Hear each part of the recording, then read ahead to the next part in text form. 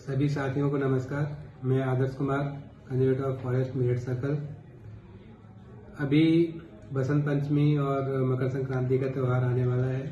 हम सभी लोग जानते हैं कि इस त्यौहार को बड़ी हर्षोल्लास के साथ मनाया जाता है और इसमें पतंग उड़ाने का एक कार्य किया जाता है। इसको हम लोग बड़े अच्छी तरीके से करते हैं, तो ये कार्य किया जाए। परंतु एक अपील है आप सभी लोगों से कि पतंग उड़ाने के लिए जो मांझा होता है उसका प्रयोग ना करें, क्योंकि इससे काफ़ी नुकसान होता है। जो हमारे बेजुबान पक्षी हैं वो कभी इसमें फंस जाते हैं, वो कट जाते हैं। उसके अतिरिक्त जो इंसान है, हम लोग हैं, वो भी इसकी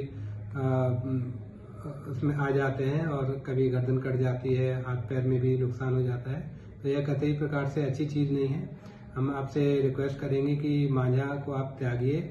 और जो एनवायरमेंट क्लब के द्वारा एक मुहिम चलाई जा रही है कि मांझा त्यागो, इसको सफल बनाएं और हम लोग बेजुबान पक्षी और अन्य आम नागरिकों की सुरक्षा करें।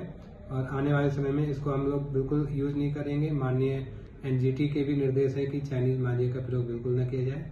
तो इसमें हम सभी लोग एक अच्छे नागरिक की तरह सहयोग करें। धन्यवाद।